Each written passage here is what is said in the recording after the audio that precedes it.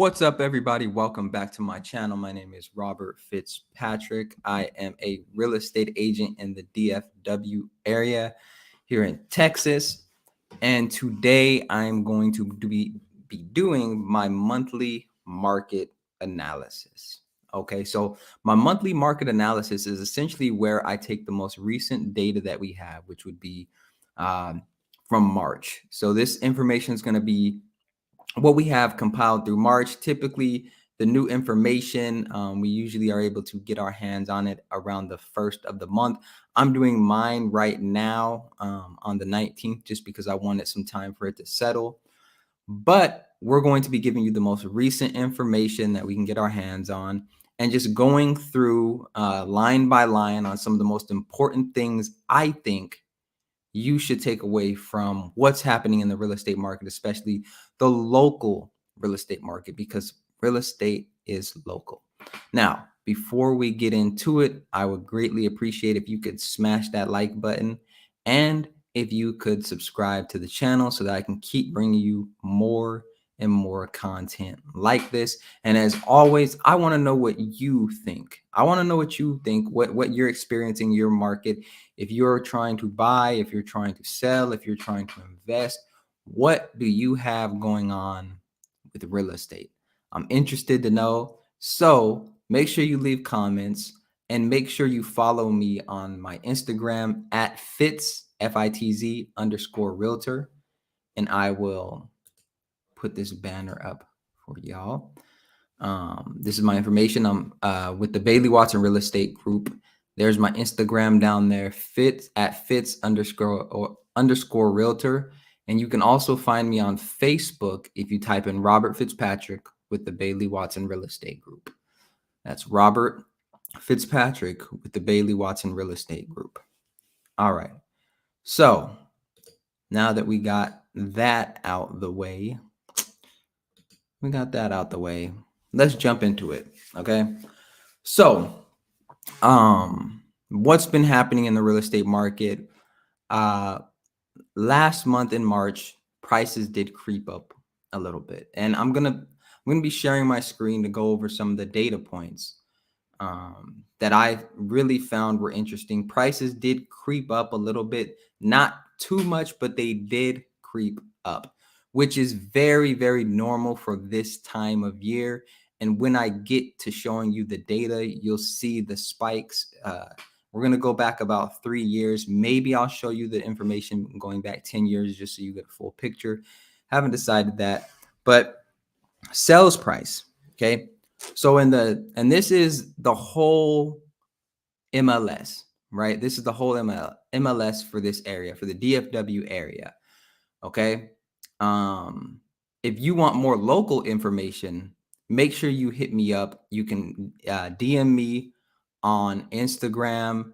You can, I'll have my information for my email in the description of this video after I upload it, or actually it should be there right now. But you can email me, robert.a.fitzpatrick@exprealty.com. If you want more local information in terms of your exact city, your neighborhood, your exact property, if you're thinking about selling or just want to know what your property would be able to command on the marketplace, you can hit me up individually for your specific situation. Okay.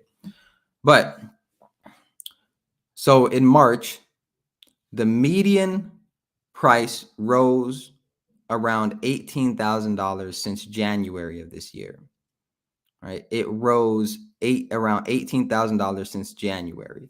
So it's at about $369,000 right now. Okay.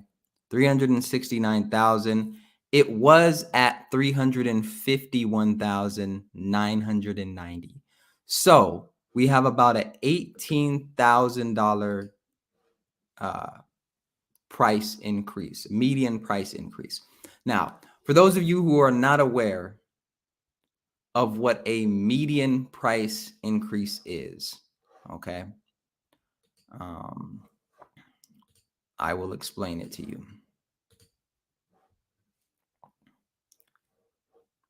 Let me take this off. Okay, So a median price means that 50% of properties are below that price and 50% are above that price. Now, personally, I like to use the median instead of the average because the prices fluctuate so much within real estate. Like you could have a $18 million property that's pulling the average way up, or you could have a $30 million property that's pulling the average way up. So someone thinks of average, they think that the price, they think that that's likely what you're going to pay when you go get a property.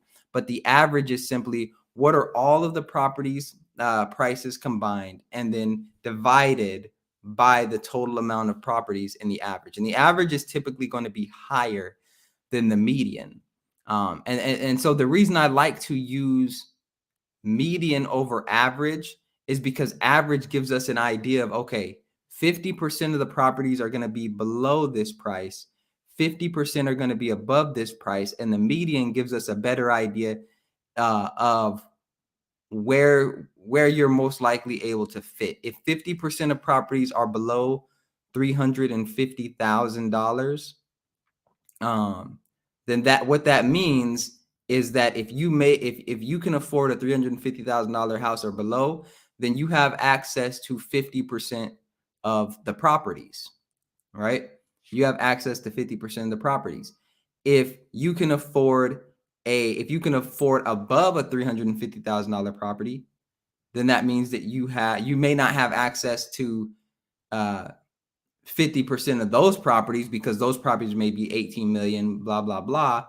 But, it gives us an idea of, okay, if you can afford 350,000, then you have access to 50% of the properties pretty much below that.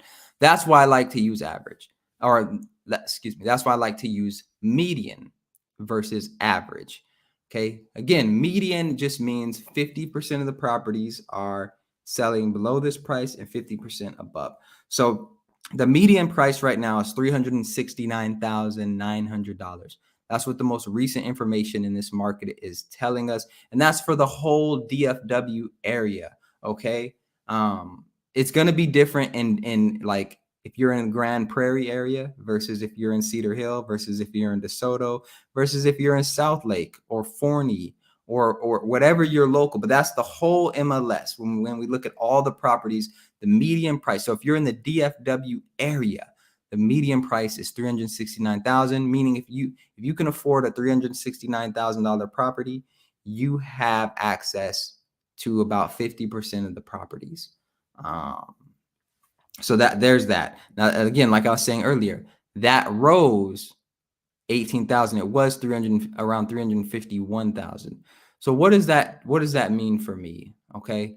So what that tells me is that there's still a lot of demand in the real estate market. There's still a lot of demand. And usually around this time, we do see an uptick of people purchasing properties. Why? Because you have what I like to call your early birds, right?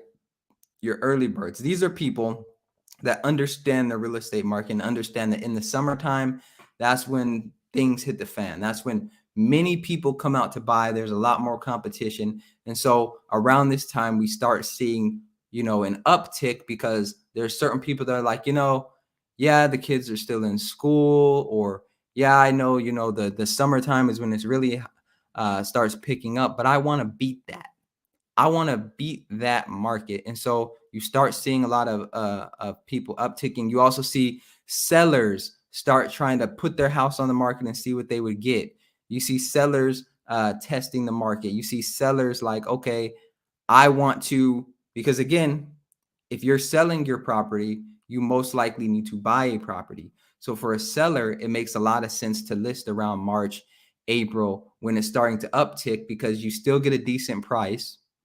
And when you go buy a property, there's probably going to be a little less competition because, there's less people trying to move at this time. So I think it makes a lot of sense for a seller to say, I'm going to sell in March so that I can also buy in March or around April, have less competition, and probably get a little bit of a lower price when I go buy. Yes, I may not get as much when I sell, but I'm going to be able to balance that out when I go buy, because there's going to be less competition. I'm going to be able to pick up on some of those properties that have been sitting since December, January, when people were overpricing them and still trying to catch the market. Those people have been sitting for a while now. I can go in and scoop up a good deal. So I think it makes a lot of sense to list right now if you're trying to buy, because you're going to be able to get a better deal, in my opinion, because there's less competition.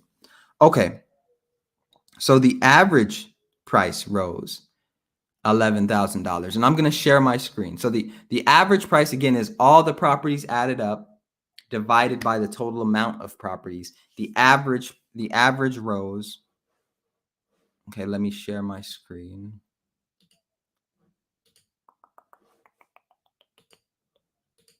All right. So, as you can see right here. Okay.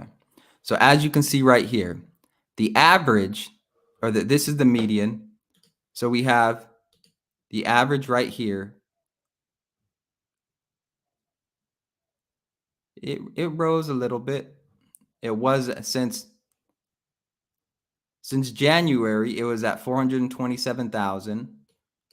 Now it's at 438,000. So around $11,000. So right there in January. But this is what I find interesting, okay? Right here in March 2023, it is 438,000. Let's go back. Okay, let's go back to March 2022. So a year ago, it's actually lowered from a year ago, right? So a year ago, it was at 443,000. Now it's at 438,000. So it did decrease somewhat. Okay, but here's the crazy thing. Back in June of 2022, it was at $490,000. So the average price tanked about $50,000, right?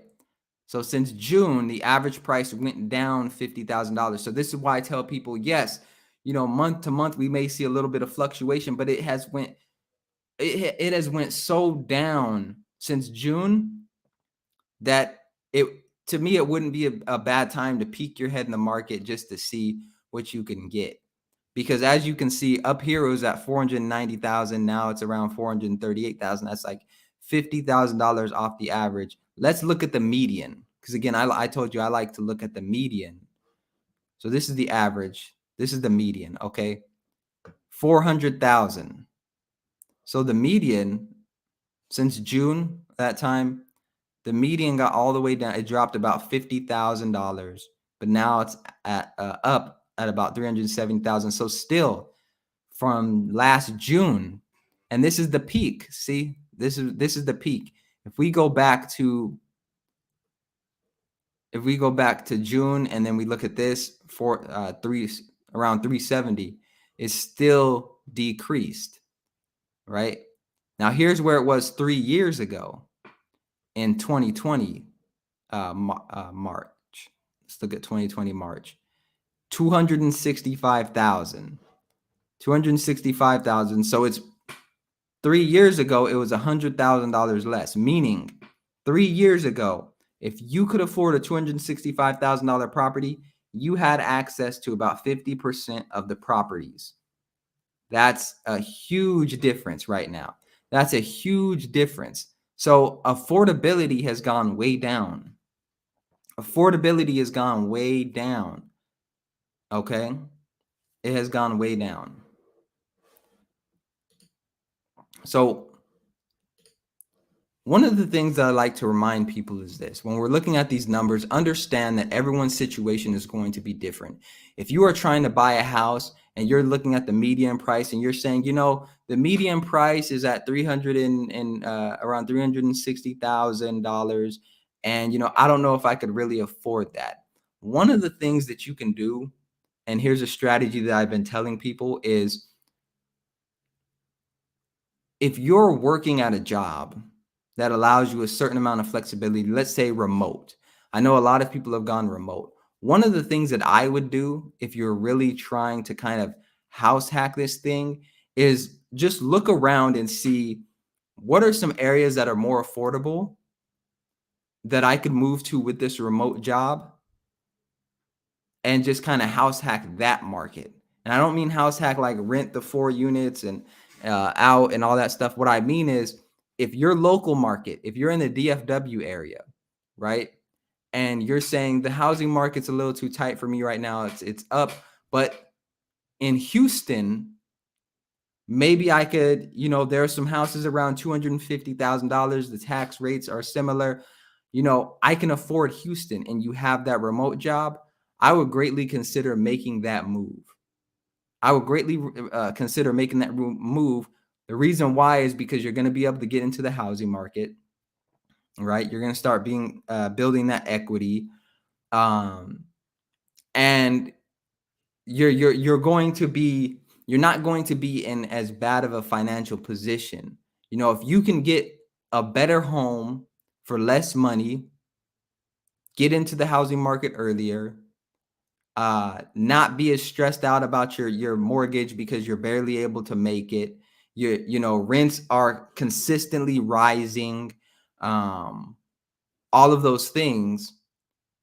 And also, if you're able to get that for lower and the taxes are lower because the property price is lower, I think that's a great deal. So this is specifically for my people that are working remotely. If you have a remote job that will allow you the flexibility to move to a different area, look at the housing market and see what would be more affordable. Look at the square footage, look at the area, look at all the things you would look at and see, is my money better spent here? Right? Do I have more buying power here or here? Because that's going to be a huge factor, in my opinion, in the next 10 years, 20 years in the real estate market. All of these remote workers that are no longer bound to living 20, 30, 40 minutes away from their job so that they can commute, you're going to see a bunch of people migrating to affordable areas when they have these remote jobs where they just care about results. They just care about, are you getting what you said you would do done?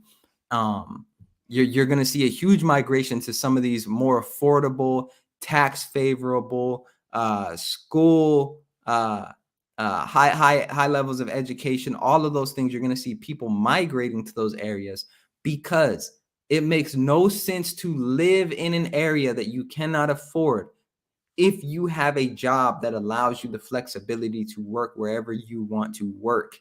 And we are going to see that. The housing market is going to become more competitive because I'm not going to, why do I need to buy this property in this place if I can make my money from anywhere?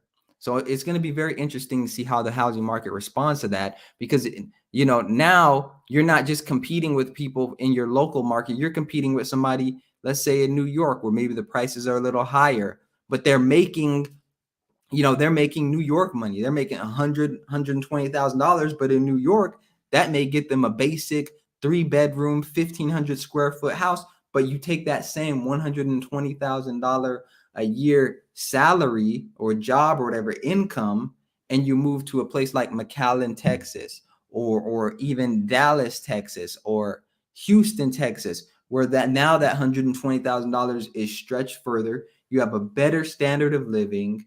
You're able to put your kids in better schools. You're able to go enjoy better restaurants. You're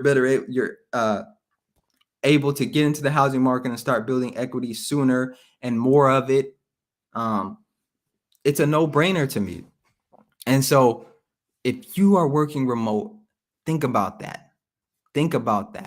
Check with your job, see if they'll let you go. But it makes no sense to struggle and fight your way into a market that you cannot afford if you can go somewhere else and enjoy that. Okay, so there's that. All right, moving on. So that was sales price. Now I'm going to move into inventory. So for those of you who are unaware of what inventory is, inventory just means what is the supply of properties? How many properties are there on the market?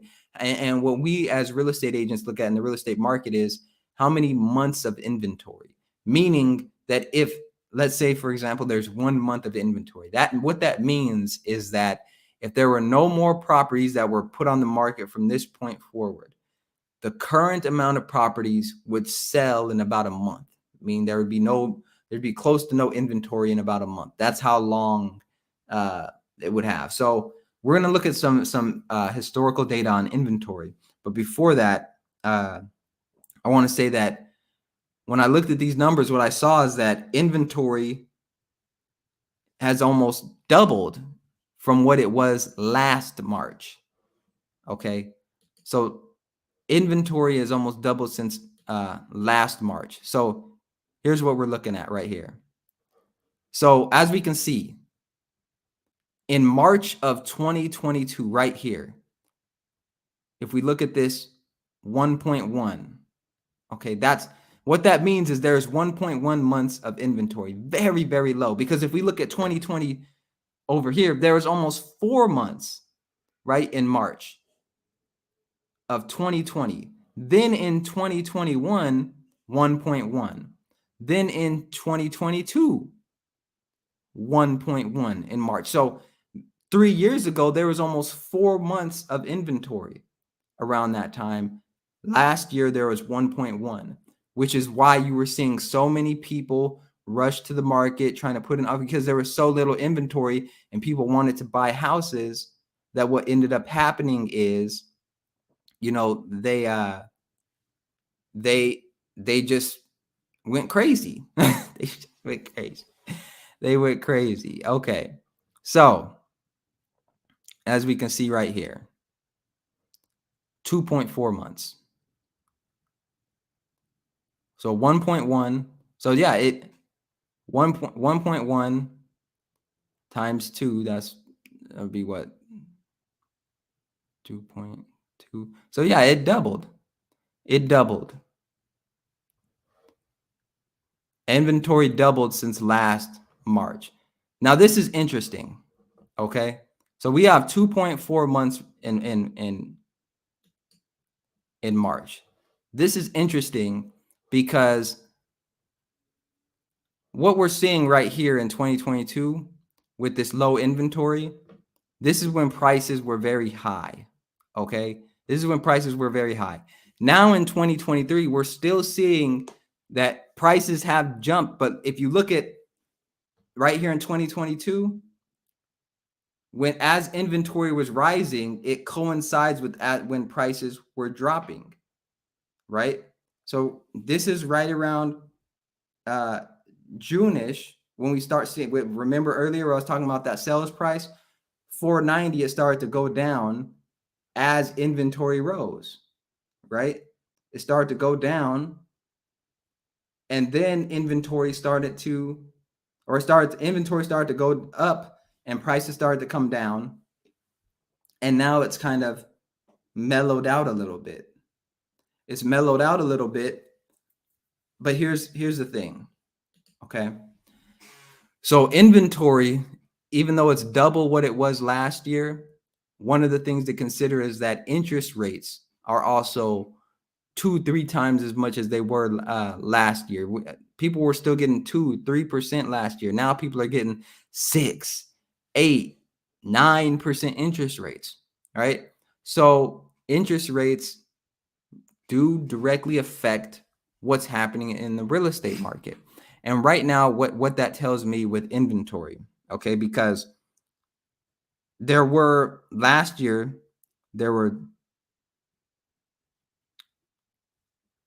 okay, so 2022, there were 23,000. Okay, so when it comes to inventory, people right now are uncertain, right? They're uncertain because they want to buy properties. They see that prices have come down since like June, but like I said, just 3 years ago, the median price was $265,000. It's risen over $100,000, but income has not gone up. So what that tells me is that these homes are not as affordable as they once were, and people's income haven't risen that much. And because of that, they're still, that inventory isn't going to be scooped up as much as it was going to be, as much as it was last year. Last year, people were scooping it up. This year, I'm not hearing the same conversations. Like last year, when I was showing properties, people were willing to do whatever to get those properties.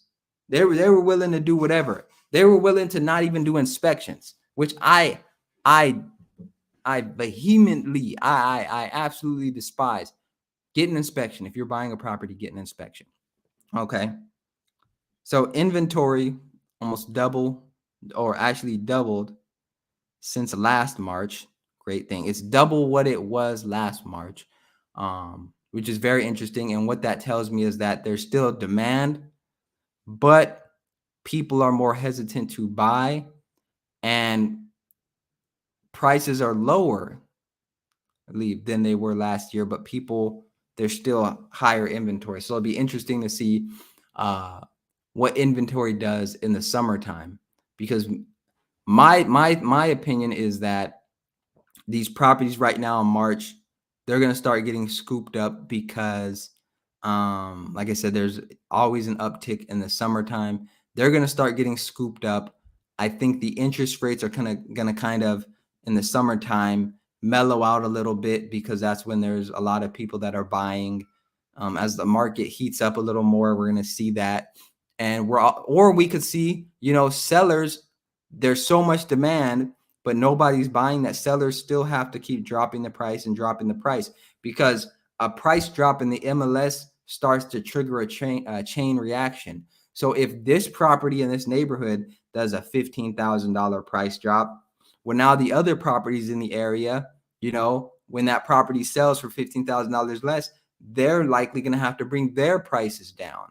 So it's just like last year when property would sell 10,000 over, now the next one's selling 10,000, then the next one 12,000. Same thing is going to start happening in reverse, I think. And even though, prices did go up somewhat, I believe prices rose 18,000 since January. That's just because I think there's been a lot of fluctuation with interest rates. In January, I think interest rates were a little higher. They've come down a little bit. But also, like I said, just the timing of the year, there's typically that uptick. Okay, so we're going to move on to original list price. Okay, we're going to move on to the original list price, because this is important. Okay, I'm going to share my screen with you. Okay, so if we look at the original list price back in June 2022, right? It was $429,000. $429,000. That was the median original list price, meaning this. So original list price is an important metric to keep track of, because just because somebody lists a property for a certain price doesn't mean it sells for that property. So we need to keep track of what are properties being listed for and what are properties selling for, because that's a good indication of where the market's at. Because if properties, for instance, are listing for around $400,000 in a certain area, but they're selling for around $370,000, that $370,000 is going to be what the comps are based off of. And when the comps are based off of that, that's going to mean that people in that area are going to understand, if I want to sell my property, I'm going to have to get in line with the comps, because all these other people are listing their property for $400,000, but they're only getting around $370,000. So then you get more serious sellers. Okay, if I'm going to list my property and sell it, and I want it to sell and I don't want it to sit, I'm going to have to get on that 370,000 boat, right? So that's why it's so important to track that, to track what are properties being listed for and what are they selling for. So right here, the median back in June was $424,900. But let's look at that median sales price. Okay, back in June, that median sales price was $400,000, right? Back in June, the median list price was $424,000. So what that means is that the median, what people were listing their properties for back in June, they started to sell for around $25,000 less than what they were being listed for. Same, let's look at the average. The average back in June was 490,000. Okay? But the average back in June, look at that. The average was 547,000. But it was only selling for that 490. So this is why I tell buyers, okay? This is why I tell buyers this. Just because a property is listed for a certain amount, that doesn't mean that's what you're going to pay. This is why having a real estate agent that knows how to properly price a property, knows how to look at the comps and say this is what a property is worth, and also knows how to negotiate on the back end, knows how to get concessions, knows how to say, here's what the comps are showing, knows how to negotiate when the appraisal comes in lower and the seller is kind of hesitant because they think that the property can sell for more. This is why it is important, because that original sales the list price, as we're seeing, many of the properties actually sell for a lot less, 25,000, 30,000 less. Now that's not every property, but that's just saying out of all the properties that are listed, 50% of the properties are listed for this amount and 50% end up selling for this amount or lower or more. So pay attention to that. Okay. Pay attention to that because that's super important. So if we look at, I'll share my screen again. If we look at what it is right now, the median original listing price right now is $399,000. Let's call it $400,000. All right.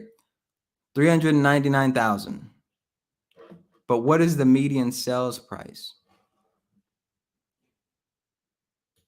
Right there.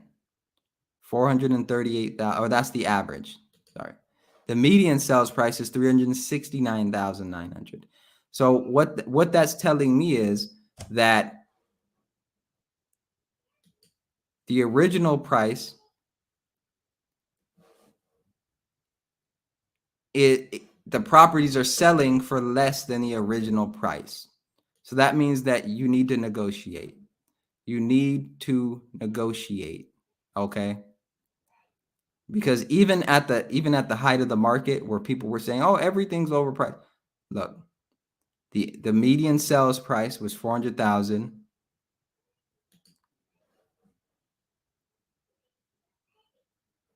See that? Median sales price $400,000. Original $424,000. So many properties were still selling for under what it was being originally listed for. Okay? Many properties were still selling for under what it was being listed for. And this is why it's so important to understand the real estate market, because if you're just looking at the price tags that you see on Zillow, but you're not tracking what were they listed for originally, what is their history? Okay, so here's an example that I like to use, right? If you look at if you're not tracking what a property was listed for and what it sold for, that's like not tracking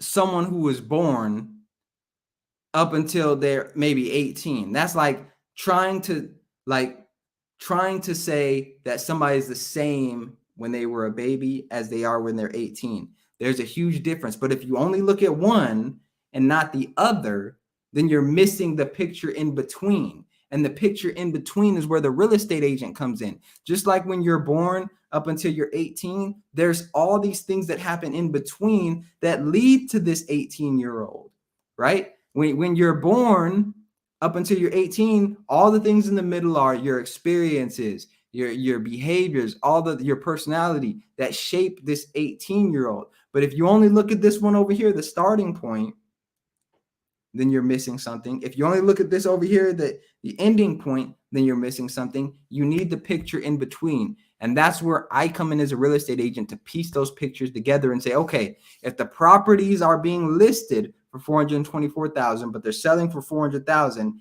there's something going on in between there. Are the appraisals coming back lower? Are you negotiating? Are these properties just being thrown on the market, but they need a lot of repairs? And because they need a lot of repairs, people are either sellers are offering concessions, or they're bringing down the sales price, right? What's going on here? That's where we look into the data and see. Or are people throwing their properties on the market and they're sitting and then they end up having to come down?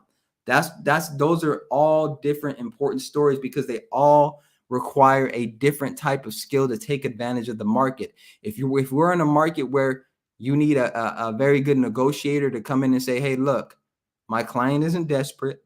They want this property. They see this property as their home. But bro, you got to fix the AC.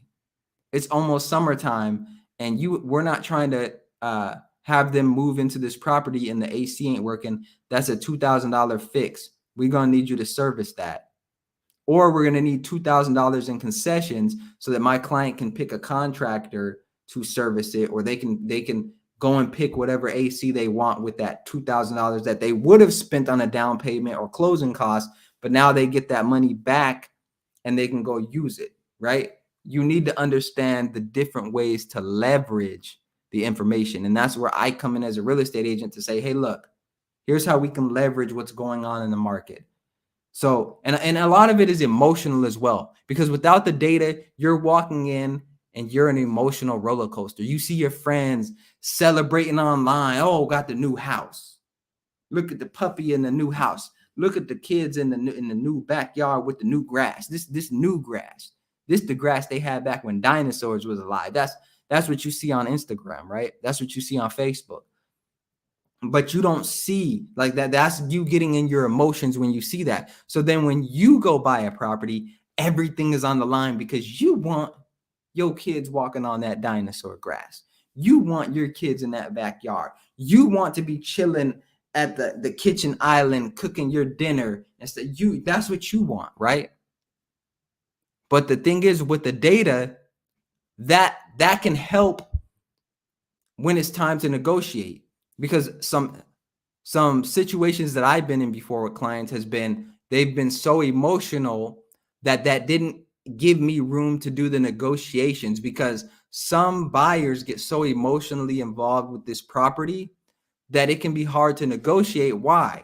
Because in order for us to be able to negotiate, we have to be willing on some level to walk away. We have to be saying, look, this property is overpriced $10,000. We'll meet you in the middle, and maybe we'll pay over a little bit over 2,000 or whatever, but we're going to need you to repair this, that, right? But if there's no negotiation, then there's really no deal, right? It can't be one-sided. So that's why I try to present the information to my buyer clients up front and let them know, hey, look, this is going to get rocky. This may get rocky because that seller wants to sell their property for as much as they can, right? And you want to buy it for as little as you can. But that's going to require not only us putting in the proper offer to not scare them away, but also negotiating once the inspection report comes back and things need to be taken care of. Because here's another thing that I don't think buyers realize when they don't want to negotiate because they think they're going to lose the deal. The average buyer moves every 5 to 7 years, right? Meaning you buy a property today, 2023, by 2028 to 2030, you're most likely going to be selling that property to move on to a different property, right? And when you go move on to a different property, that is when you are going to be paying for your lack of negotiating when you purchased. So don't think just because you got into the property that it's all over now, right? When we know that the data shows us that in 5 to 7 years, you're very likely to sell that property. And guess who's going to be paying for it? not that seller that you bought it from, not Joe Schmo over here. You're going to be paying for it.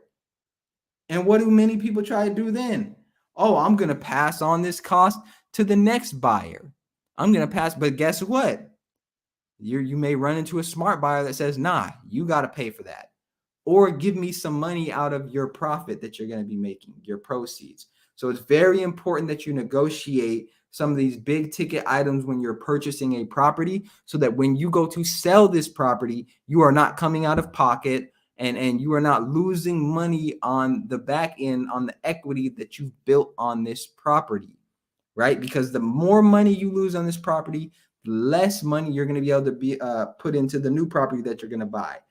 The less money you're going to have for whatever it is you want to use your equity for. So it's very important that you negotiate and you understand the story of why properties are selling the way they are. And I can help you with all of that. So we're going to move on to pending sales. Okay. We're going to move on to pending sales because I thought this was a very interesting data point. Okay. So let me share my screen with you. So right here, pending sales. What do we have? As you can see, pending sales have gone up. Now, what I want you to pay attention to is right here. Back in December, so about January, February, March, April, about 4 months ago, pending sales were way low, right? They were lower than they've been since 2020, right? Pending sales were low. But now they're around the same as they were like in August of 2022, right? In the summertime, which is when, the market's pretty hot. So let's see, 10,599. What was it in March 2022? So it's around the same as it was in March of 2022. But here's the thing. Remember, back in March of 2022, remember what the interest rates were. They were a lot lower. So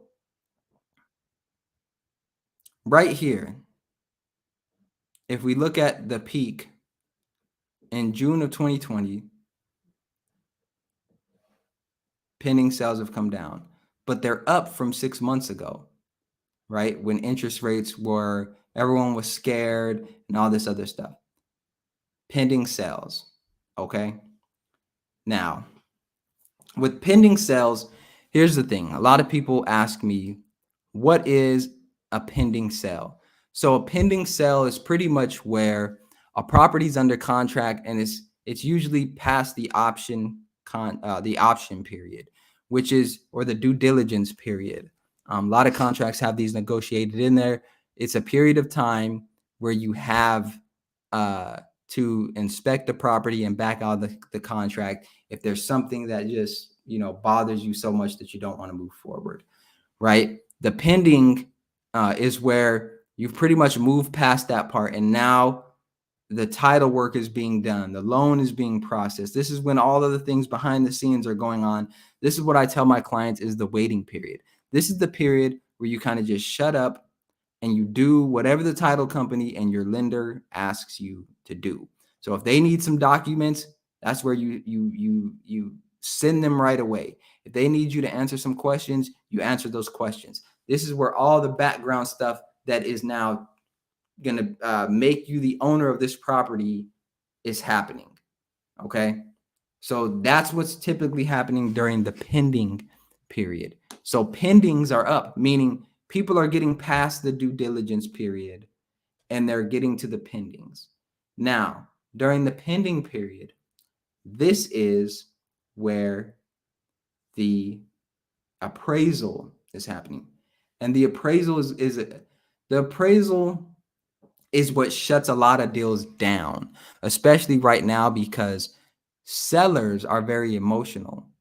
They want 2022 prices, but they're not going to get them.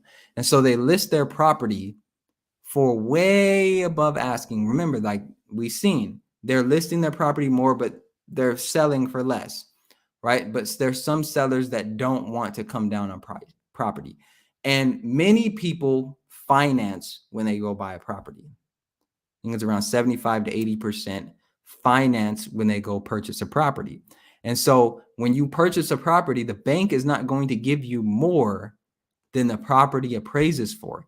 And here's another thing. People think, oh, well, I'll just go get multiple appraisals and then wait until the bank is going to go with the lowest appraisal. So even if you get an appraisal where it comes back a little higher, the bank is typically going to go with the lower appraisal. And so what ends up happening is the appraisal comes back and it's lower than what you agreed to pay. And the seller can either walk away from the deal or lower the purchase price, or the buyer can choose to bring the difference. A lot of buyers aren't going to do that. And if the seller doesn't bring the price down, then it's pretty much a dead deal. So the pending period is very important. So if we look at, okay, let me share my screen. If we look at pending deals, okay, there was 10,599 in March.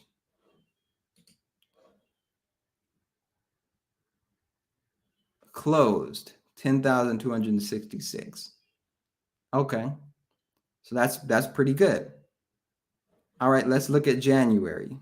In January, 5,776 closed sales.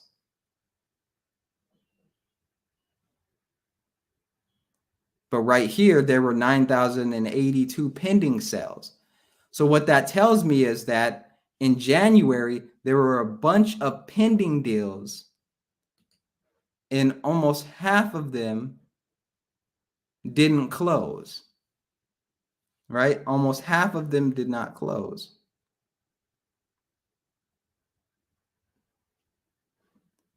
So it's very important to understand that. But you may miss something, because here in January, if we look at February with pending deals, you have to look at the next month, because if something is pending in January, it's likely going to close in February. So right here in January, there were 9,082 pendings. So we want to look to February, because deals usually close about 30 days after, but we want to track that month, but we also want to track the next month. So this is pretty good. This is pretty good. So many of the deals that are pending are closing.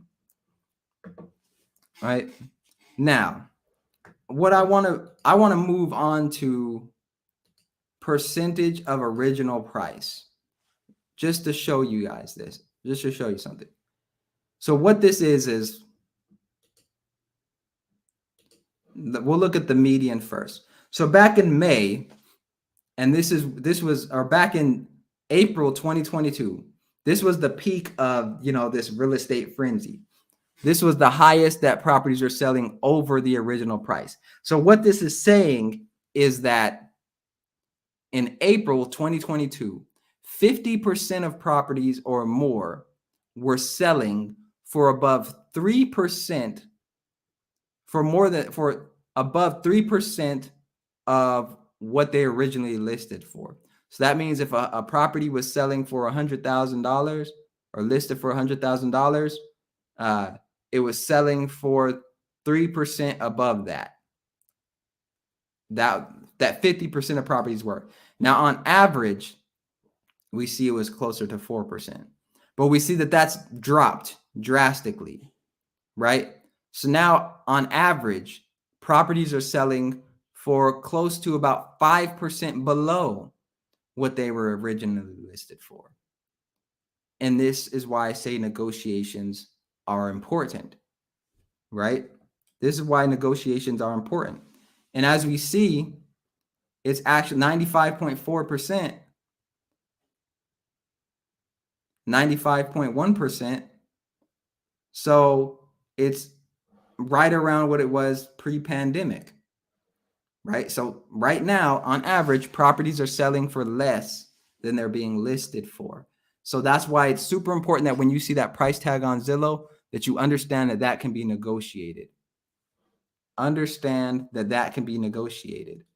Properties right now are selling for around 5 in the DFW area for around 5% below asking price. So make sure you understand that you can negotiate. Okay, moving on. Showings to pending. Okay, share my screen. Showings to pending. So again, going back to what I was saying earlier, pending is pretty much where now you've moved past the due diligence period. You both have agreed that you still want to move forward with this property. And now you're just waiting for the appraisal and for the paperwork to pretty much come through. And if the appraisal comes back and it's, the purchase price or whatever, many of these deals go through. So as we can see, back in August, it took about, on average, it took about 13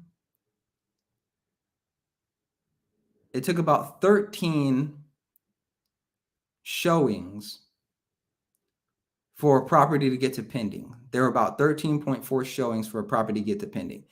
Now, this data can be interpreted many ways, okay? Because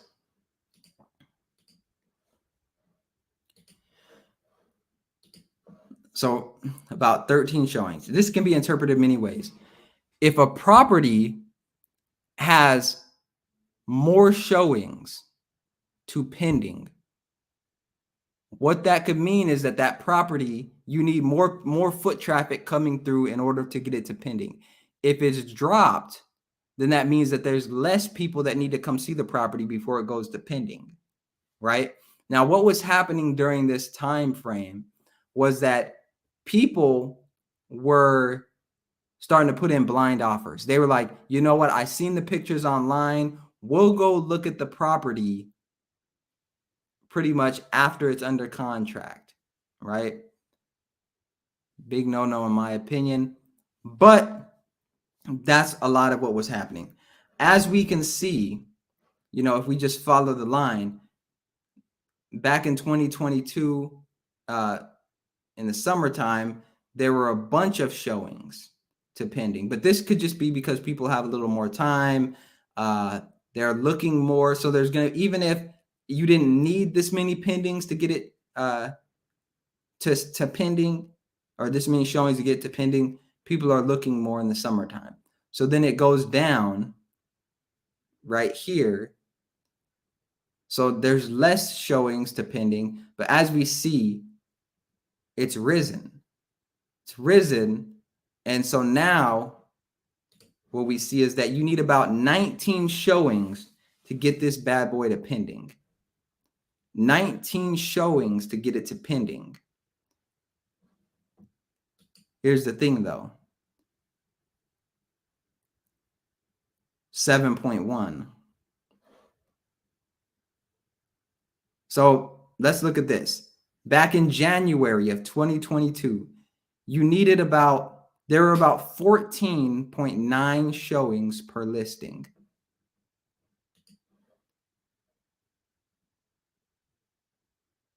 But you needed, on average, about 25.9. But let's look at the median.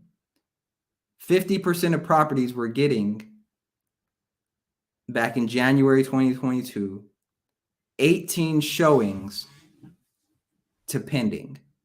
18 showings to pending. There's about 14.9 showings per listing. So what was happening is that you were getting about 14.9 showings per listing, but you needed about 18 to get it to pending.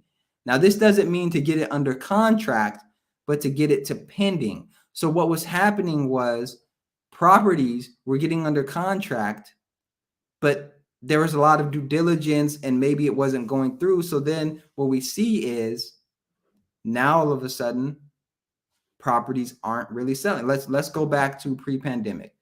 there were about 7.4 showings per listing. But you needed 50% of properties or below needed about 12. But on average, there were about 15 showings to pending. All right.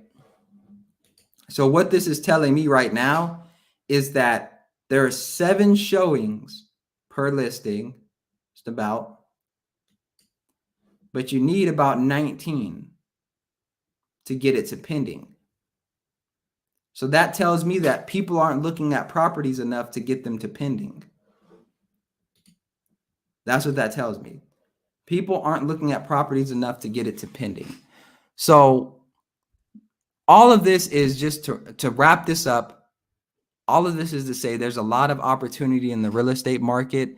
People aren't going and looking at properties as much as they were back in 2022. There's a lot of opportunity if you're willing to negotiate, if you're willing to study the market, and if you're willing to put the work in to find that property. If you are in the DFW area or you need a referral for a local agent in your area, I have connections all over the country. Hit me up. I am your guy for real estate. If there's anything I can do for you, just let me know. I hope this video helps. If you got any value out of it, smash the like button, comment, subscribe. Let me know what you think. And I will see you in the next video.